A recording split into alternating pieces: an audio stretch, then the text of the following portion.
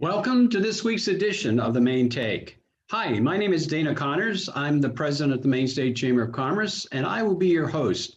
Maine Take, as you have come to know, is all about showcasing those people making a difference in our state, or those initiatives at work to improve the lives of Maine people.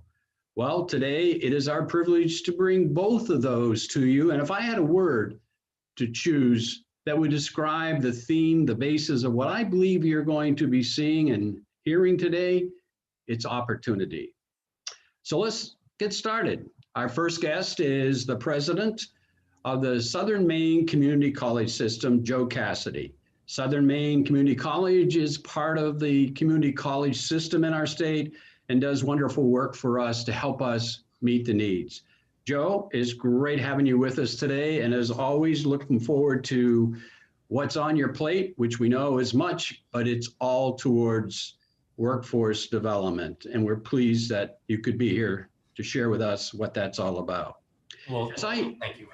Oh, you're more than welcome. As I think about where we're at this time, recognizing that the strategic plan places workforce front and center, we also know that Maine Spark, who brought really, as well as yourselves, the business and education together, which was sorely lacking in the past, brought them together to create a plan going forward.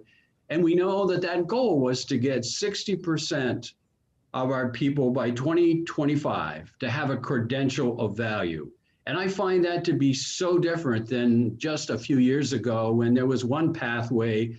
Now there are many pathways to be able to prepare our people for the economy. It can be a license, it can be a certificate, it can be an associate degree, 2-year degree, 4-year degree, career technical education, or maybe all of them working together to get the best, prepare our people with the greatest possible skill to meet the needs. And the governor has stepped up and said, you know what, I'm gonna look to the community college system and add a new opportunity to the mix, which I want to speak with you in a few moments. That's the green economy. So let's begin with what your mission is and what it is today. And I'm in manufacturing. I come to you and say, boy, I am lacking the skill, the trade that I need. What do you do, Joe? Well, Dana, thank you for having me today. And the work that you all do in advocating for Maine's economy and the people of Maine is outstanding. And I'm happy to be here today to talk a little bit about how SMCC and the Maine Community College systems fit into that. So let me look backward before we look forward. And you and I spoke recently, and I mentioned to you, this is the 75th anniversary of both SMCC and the Maine Community College system. And I think it's very appropriate that here we are coming out of the worldwide pandemic, which has had just draconian impacts on us here in Maine and elsewhere. We were born out of the post-World War II era. And really it was a time when we had GIs returning to the States and going from service to back to the private sector. And there was a real need in the 40s to say, hey, we've got to train these, in that case, men up to make them productive and give them an opportunity to raise families, make a great living, support industry. So here we are 75 years later, and the Maine Community College system and SMCC are right back in that same role. We're coming out of the pandemic, and I think the importance of what we do is highlighted again because we have people in need. We've got a period of transition for the state of Maine, and we're here to serve that need. And really from the get-go in the 40s, it was about jobs, and it was about training. It was about helping individual Mainers who want to live the American dream to gather up the skills they needed to go into the private sector or sometimes the public sector and contribute and then make a good living and raise their families, buy homes, et cetera. So here we are again. We have seen that the Maine economy, as the country has taken a bit of a hit here. And we've got a lot of people who are needing retraining. We've got a lot of employers who need good people to step in and have a modicum of skills so that they can contribute to companies, large and small, across the state of Maine. So what do we do at SMCC and what do we do at the community college level across the state? We support people by training them. And Dana mentioned we've got these great pathways. Look, somebody can come to us, they can enter into an associate's degree program. They can do anything with that and from that. They can get a 2-year degree and perhaps they want to do a liberal studies degree and go on to university and do anything. We can support that. We do it very well. But more importantly, I think, or as importantly, certainly today, we also have shorter period trainings, options for people. And that is everything from very short-term job trainings, anything from a 6 to 8 week to a 12-week program that gives a person a modicum of skill that they can then take to an employer, all the way up to a 6-month or a 1-year certificate program. And, part of what we have always done in the community college system is to support, both, college education generally, but to do trades education, to give men and women in Maine real skills that they can take to employers and they can employ and do that work and live a good life. So as we see this transition out of the pandemic period, we know we've just literally got tens of thousands of Mainers who need to skill up to be able to contribute fully to the economy. So, we're doing everything from, you mentioned the green economy. We can talk more about that, but we've got opportunity in a relatively new sector of our economy that is skill-based. So we are not only doing traditional trainings around things like, how to become an automotive technician or to, operate heavy equipment or to become an electrician or a plumber. We also are adding, twists on those curriculum to make sure that we've got people who are ready and can bring those skills to these growing economies, whether that's in, solar or wind energy, or, we were having a discussion before the show about heat pumps. So that's an aspect of a plumbing and heating curriculum that has had to be updated to make sure that we're supporting Maine's pretty strong, inclination towards adopting heat pumps as an example. So, we're here for, and one of the big messages is we're here for employers if they're big or if they're small. And you and I have discussed in the past, we've got our academic side of the house, but we've also got a workforce training side of the house. Today, in our different colleges here at SMCC and across the system, I shouldn't even use the term two sides of the house because it's fully integrated. We've got traditional programs that might be a year or two long, but we also bring up trainings. We have employers come to us all the time here at SMCC, and they say, I need a dozen X. And I talked with you recently about, it might be sewing. We need to do industrial sewing. So how do we train those people?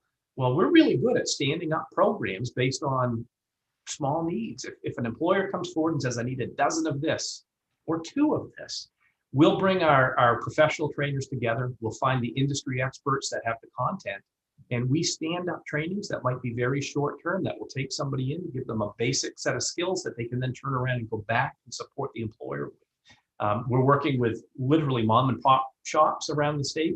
We're also working with the largest manufacturers in the state doing that. And the end result is we've got Maine citizens who have more skills. Those skilled employees, as they become, can make a great living, and they can support the company that they're working for. And ultimately, that's what we're all doing, is making sure that we keep this machine going so that people can live the American dream. Joe, I've known you for some time, and I love to interview you because all I have to do is ask one question. You can go on, and it's all good stuff. I mean, that's wonderful. Let me ask this, because it comes to mind when I hear you speak that, for years, we have really tried to have our university, community college, the high school CTEs, and various parties all are today a part of what we need to complete the task.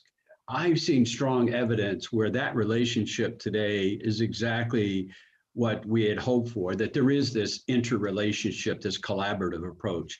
The other thing that I would ask you to reference is one of the keys, and you spoke to it, I think, very well, and that is you are so able to fit the need. That flexibility is such a major benefit to being able to be ready and to do the task almost at a minute's notice.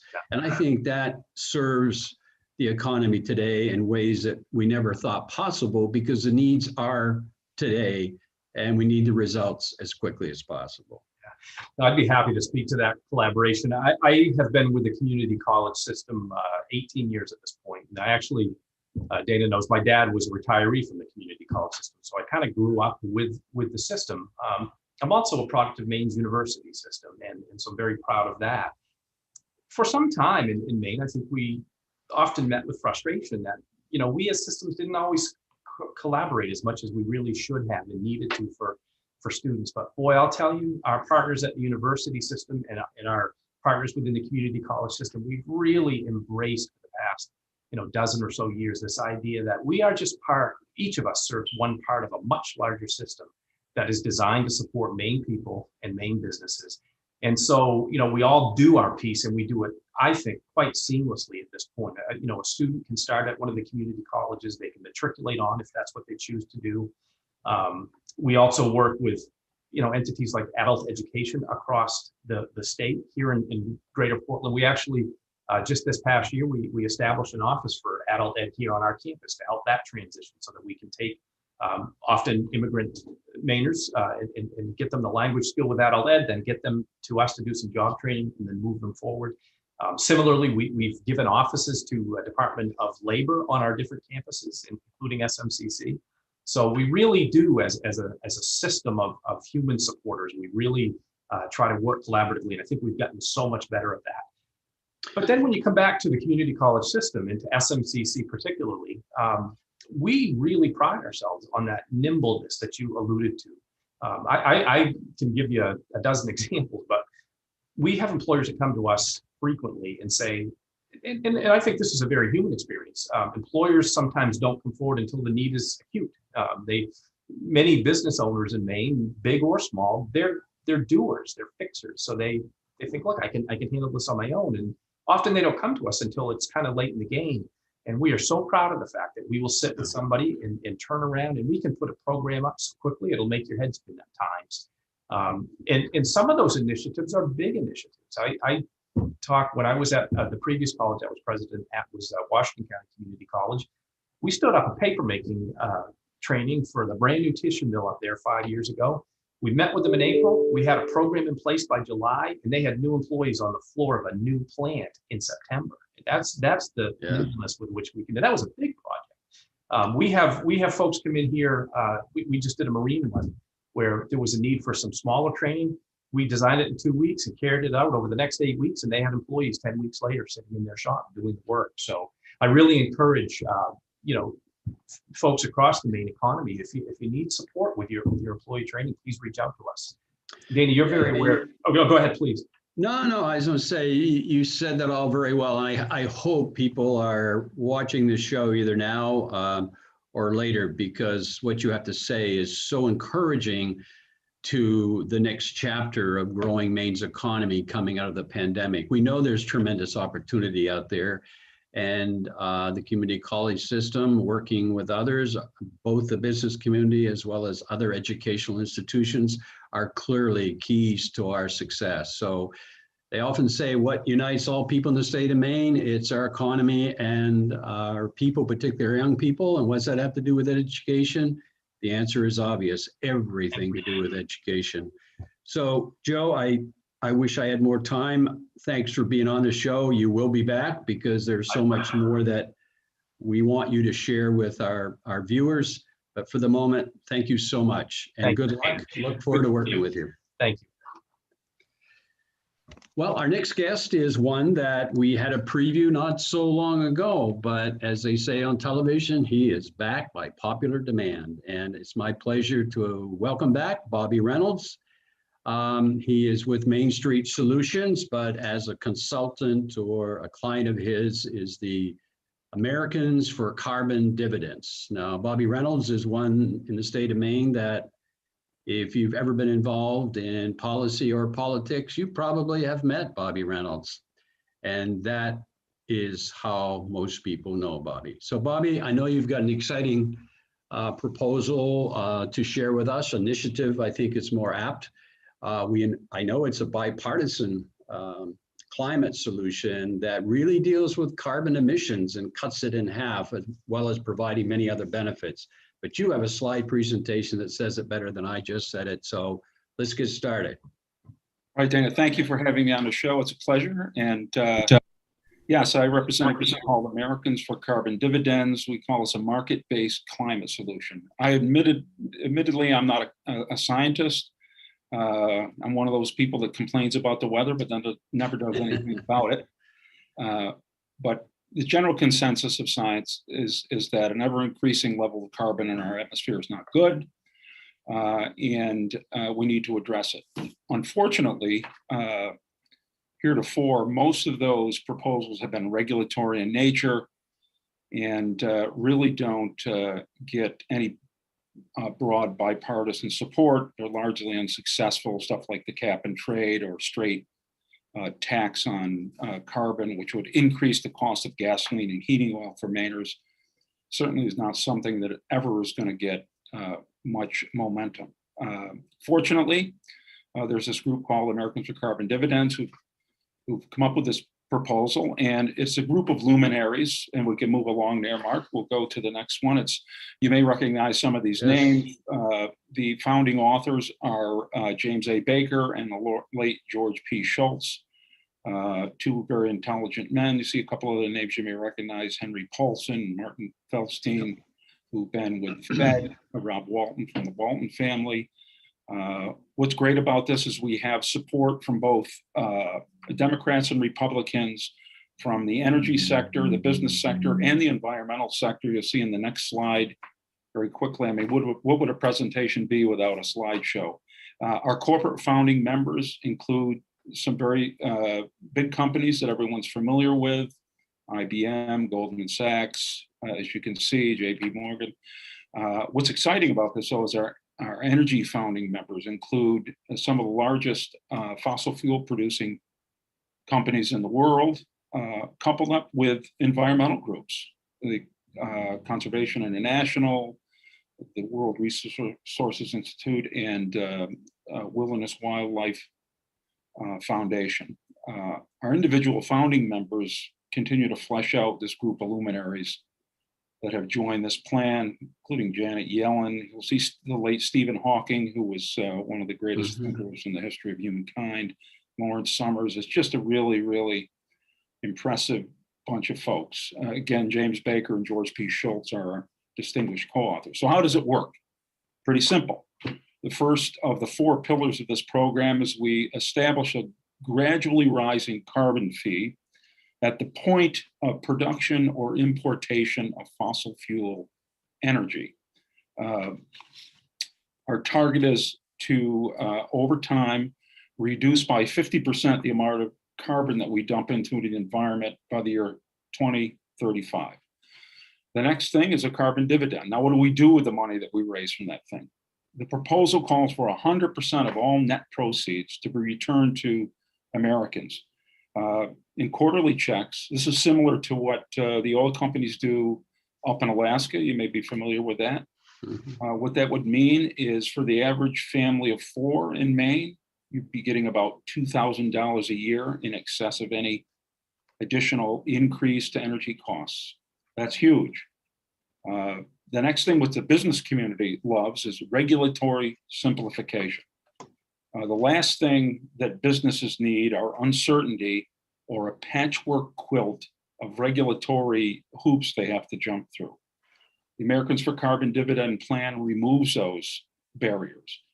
It makes regulations consistent across all 50 states. Carbon doesn't stop at the state border.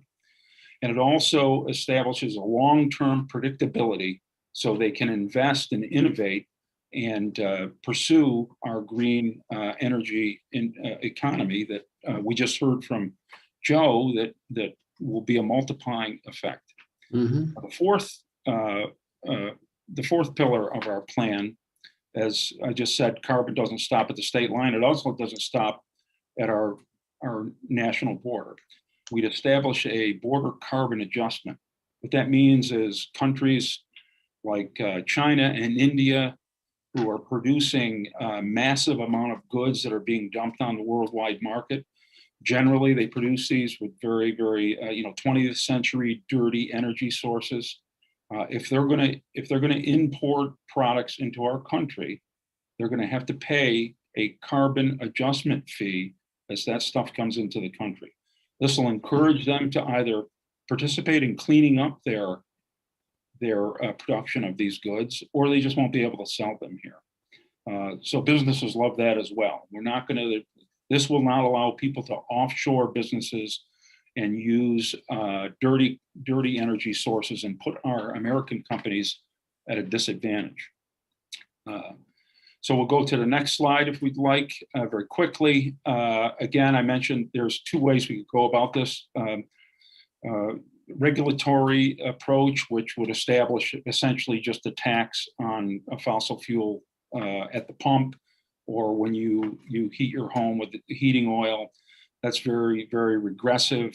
And although that could get us to where we need to be over time, it's A, not popular, and B, has a very deleterious effect on our economy. Contrary to that, a carbon dividend plan would get us to where we need to be. In addition, it'll dump another $190 billion per year into the GDP on average. And that's huge. That's huge. And like Joe was saying, we're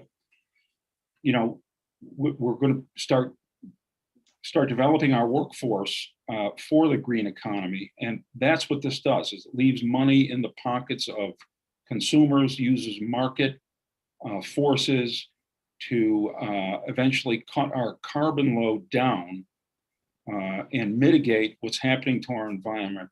But it doesn't damage our economy, it doesn't damage our way of life, and make us make drastic changes where we'd have to pay all kinds of money out of pocket, and it wouldn't be very popular for folks in Maine, particularly if it just costs you more to heat your home.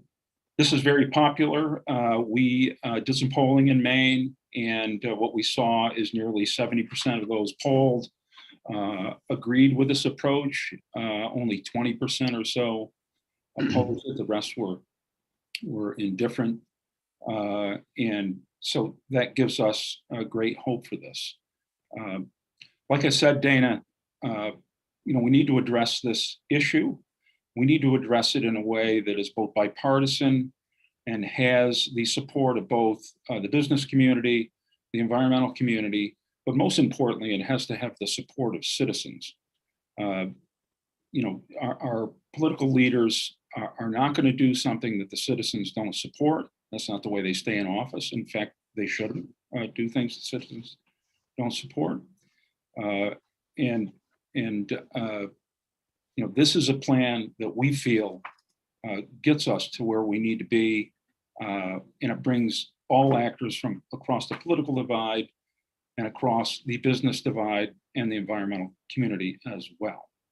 Well, I would say you're onto something very, very good. And it seems to me that timing is almost perfect for this, because I think I read this correctly, that the American Petroleum Institute had also recognized their role in this and were willing to move forward in some fashion, not to mention the fact that both Senator Collins and Senator King have come forward with a proposal to give individuals tax credits for heat pumps, which seems to also play into this initiative. It seems to me that what you have here is a win-win situation, whether it's economic, whether it's environment, whether it's climate change, whatever the case is, it seems to address money in people's pockets, jobs, innovation.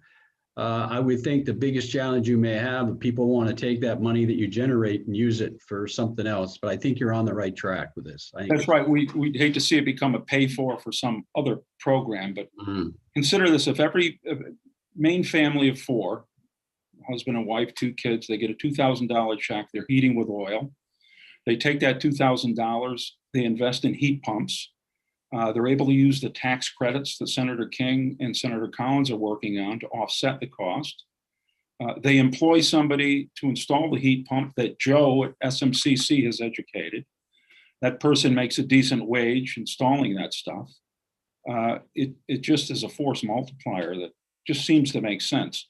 And the early reports from heat pumps, that people love them here in Maine. They're great for air conditioning in the summer, and they heat the homes in the winter.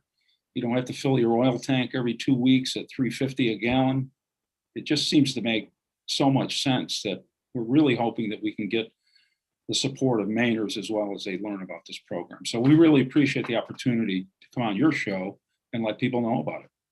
Well, I hope that we can help in that effort to make sure people are aware of it, because like I said a moment ago, this seems like almost too good to believe, but we know it's real, and we know it's good, and we thank you for being on the show to share that, and we'll help in any way we can to be sure that the word gets out and people have the opportunity to take advantage of this, and our economy benefits by that very nature. So That's right. Bobby, this was a good one for you, buddy. All right. Thanks a lot, Pete. Take care. Now, we normally have Maine Biz on, Peter Van Allen, and he had a commitment and unable to be on today. But if he were, I'll bet you he'd be sharing with us what I saw online, which was our unemployment rate fell slightly in February to 4.8, which shares the lowest percentage since the start of pandemic. October of this past year shared a similar. But we also added 2,800 jobs to a total of 605,800. Most of those gains were in professional and business services, retail, trade, and manufacturing. Now, I have to be honest and say that at the same time, the number of jobs in Maine is still 34,200 fewer than a year ago. And that decrease was principally in leisure and hospitality sector, public and private education. I suppose you can look at that with the glass half empty or half full. I look at it as half full because I think it's a start to a better day, and that is something that we all are looking forward to. Also looking forward to are welcoming back our 3 members of the Chamber's advocacy team. And given the time, I'd like to have each of them perhaps touch upon an issue that they're working on. But for the most part, most of us here in Maine recognize that this week that we're in, a whole new direction has been established. It's not a 2/3 budget that looks evident. In the next couple of days, it is in fact a majority budget. So again, I'm going to stop there because of time and have each of you, if you want to talk about an issue very, very quickly. But let's spend some time, what little bit of time we have, in your concerns that are prevalent when it comes to majority budgets. So Peter, you want to kick it off? Sure. Thank you, Dana. Well, as I told folks this morning on when we spoke to local chambers, this past week was a big week when it came to 2 public hearings, one on LD 607, the overtime standard, and then on Wednesday, 553, which would eliminate employment at will in Maine. The Labor Committee took a lot of testimony on those bills, and they'll schedule them for work sessions later on. But it's what later on that looks like, I think, is what does that look like is part of the question you're asking. And, you know, when the legislature has engaged in in the passage of majority budgets a couple of times before, and each time the impact is a lasting one on the institution. It really increases the partisanship significantly. It makes developing interpersonal relationships, which are already challenging enough in this virtual world in which the legislature is operating in, even more challenging and difficult. And you know, we will have to wait and see how the process progresses over the next few days. We can circle back around and talk a little bit about that at the end if you want to, but I want Ben and Linda to have a chance to talk a little bit about their issues as well. So let's go to Ben next. Thanks, Peter and Dana. I think one issue I'd like to highlight in terms of what the legislature is working on this week in light of with the majority budget, which can be a further conversation, but having Joe on earlier in the community colleges and the importance of education and funding levels for education. The legislature this week is doing a work session on LD 144, and this is a bill sponsored by Speaker Fecto that looks at funding and increasing funding through some bonding to support our career and technical education centers, all 27 of them around the state. They are a very important piece of the pie. When you talked earlier about, Dana, about the, the certificates of value and the licensures of those folks coming out of high school, whether they're going to go on to our community college system or a 2 or a 4-year institution, they're coming out with already with a certificate of value. coming out of high school and ready to enter the workforce as well. So it's important that we support them. The legislature this week, as we're talking about the budget as well, but in the committee level, are talking about how best to fund those and also to fund them at the level that we need. And LD 144, like I said, sponsored by the speaker, specifically does that by looking at some bonding possibilities for the career and technical education centers that will help us move our state forward and help grow our economy as we come out of the pandemic. So I know there might be a tax issue or two, Linda, that you may want to bring up as well. Yeah, in the IDEA committee on Thursday, there's going to be a work session on LD 730, which is the bill to extend that the chamber initiative to extend the Pine Tree Zone Development Program by 3 years. This is really important. The Pine Tree Zone Development Program is the state's, primary economic development program. Over 180 businesses utilize that program. The program is set to sunset on December of 2021, so we really need to have that extended. There's a lot of companies that are depending on that. So it's very important, this work session. Whether or not they vote on it this week or not, I don't know, because there's some work going on in OPEGA, later on in front of the Government Oversight Committee. So they may not vote on that bill this week, but it's very important that they extend that program. And so we are in strong support of that. I go back to you, Peter or Dana. Yeah, Pete, let's pick up where you left off. I mean, what is likely to be approved this week is really the budget that was passed in the last biennium, and that, if that's by majority, does it encourage the part that deals with new expenditures, new initiatives, the $1 billion that we received from the federal government as a result of the American Rescue Plan?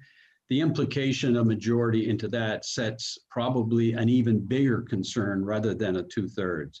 You want to comment on that? Yeah, I think that's probably what folks were concerned about, the direction of the process hold in a significant concern. It's very difficult to know what will happen once the budget is passed, but it sort of clears the decks for them to deal with a supplemental budget in a less constricted way when it comes to how those, how they decide to spend those dollars. And those dollars will be constricted by federal rules.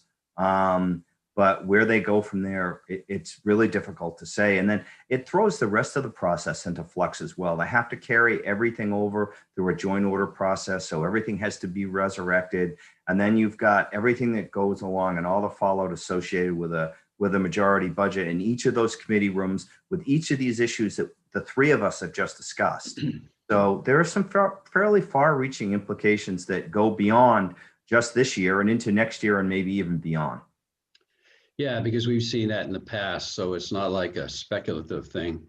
When I started the program today, I used the word opportunity as the theme in anticipation of our guest. And that may hold true even in this update, but it's probably more difficult to achieve that opportunity unless things change between now and the end of the special session. But I thank you both very much, all three of you, I should say, not both. And once again, look forward to you next week, sharing the same update. And maybe all that we said about the possibilities will be history next week. That we can hope for. And that will make for an opportunity. So thanks, guys. Appreciate it very much. You're welcome. Welcome. Now in the time available to us, let's take a peek back at today's program. And for me, the takeaway from today's program was really all about opening the door to opportunity as it relates to preparing our workforce for today's economy and tomorrow's promise. Or maybe it was the opportunity that exists within the issue of climate change, as we heard Bobby Reynolds share with us. Indeed, there is an opportunity there. But it also reminded us that old ways, yesterday's thinking, won't open new doors to opportunity. It was very clear from Joe's commitment, his energy, and his enthusiasm for what they're doing and the role they play that education is key. It is the foundation of our success.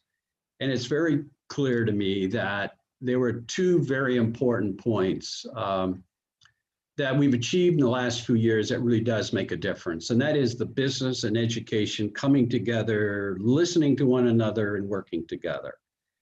We saw that in Maine Spark when they got together, business and education, very voluntarily. And we also saw what the second point of Joe's interview is all about, and that is there is not one pathway to economic success or preparing our people for today's economy. There's a multiple ways to do it, and they're doing it together. Maybe it's a 2-year associate degree, maybe it's a 4-year degree, maybe it's starting at one and advancing to the other. Maybe it's a license, maybe it's a certificate or a credential of value. Maybe starting with the career technical education, the CTEs, and moving into community college or university. It's all there. It's all possible because they're all working together. And that's, I find, to be magnificent. With Bobby Reynolds, it was climate change, but the opportunity there was really something very special because it is taking a tax and in its place providing a dividend that will support people's lives, it'll create jobs. It's really about innovation.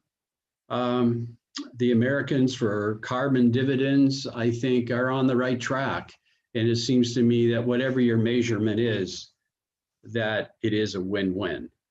And that's good for us. I was also struck by the fact when you listen to what Bobby Reynolds says or Joe Cassidy said, it really was a prediction of what the strategic plan offered. When you think of innovation, when you think of workforce, you know that those are the top two initiatives contained within the strategic plan that will help us grow the economy. And it also, in so many ways, reminded us that it takes new ways to open doors to new opportunities. And I think that, to me, that is really a strong message that came out of today's program. It was President Lyndon Johnson in the late 60s who coined a familiar phrase similar to what I just said, and that is, we must open doors of opportunity for our nation's people, but we must equip our people with the right skills and the right needs so that they can walk through those doors. So as we look to grow our economy, I think we all should have our eye on what those doors of opportunity are and how we go about to equip and prepare our people to go through those doors. And maybe there's also a lesson that we've learned in the pandemic, if no other place, and that is to do it well. We all have a responsibility, but get the best results that we need to do it together. It's often said that the best way to get ahead is to start. Well, my conclusion is the state of Maine is off to a good start. And that is my takeaway for this week. I thank our sponsors, I thank our guests, and I thank all of you for being with us once again. And as we often say, as we close up the show, be sure to take care of yourself and to take care of others as well. That's it for this week. We'll see you right back here next Monday. And in the meantime, have a great week. Take care.